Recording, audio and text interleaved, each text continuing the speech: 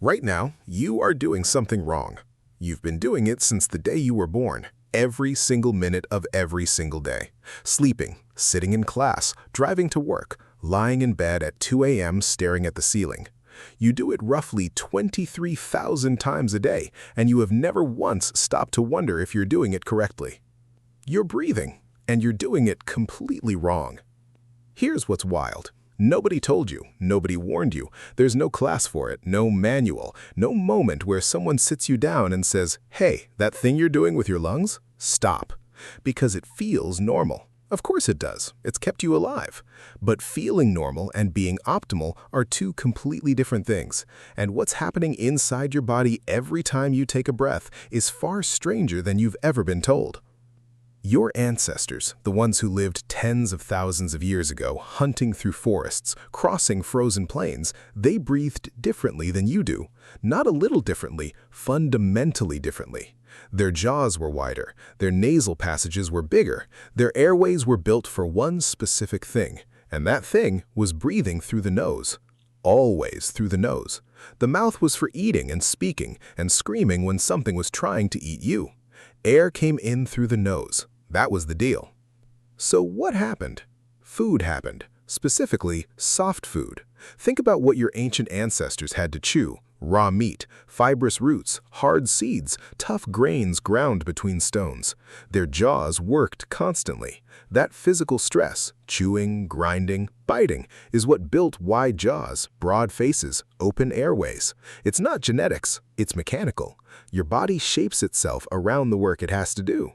Then humans started cooking everything. Then came agriculture, then milling, then supermarkets and white bread, and food that basically dissolves before you even swallow it. The chewing stopped. And as the chewing stopped, something quiet and devastating started happening to the human face. The jaw narrowed, the palate, the roof of your mouth got smaller, the teeth got crowded, and that narrowing didn't just affect your smile. It squeezed the airway. Suddenly, breathing through your nose got harder. Not impossible, just harder. And when something's hard, the body finds an easier way. So, you started breathing through your mouth. And here's where it gets truly strange.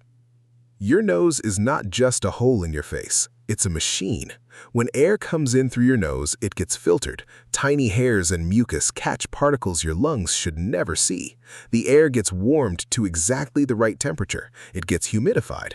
And then something happens that sounds almost too strange to believe. Your nasal passages produce a gas called nitric oxide, and this gas does something remarkable. It opens your blood vessels. It boosts the amount of oxygen your blood can carry. It even has antiviral properties. Your mouth produces none of that. Zero. When you breathe through your mouth, you bypass the entire system your body built over millions of years to prepare the air for your lungs. But there's something even more counterintuitive going on. Most people assume the whole point of breathing is to get more oxygen in. So breathing faster, breathing bigger, breathing harder, that should help, right? Wrong. Completely backwards. Your brain doesn't trigger the urge to breathe when oxygen gets low. It triggers when carbon dioxide builds up. Carbon dioxide is the signal. And when you breathe too fast through your mouth, which almost all modern humans do, you dump carbon dioxide out of your blood too quickly. And here's the twist.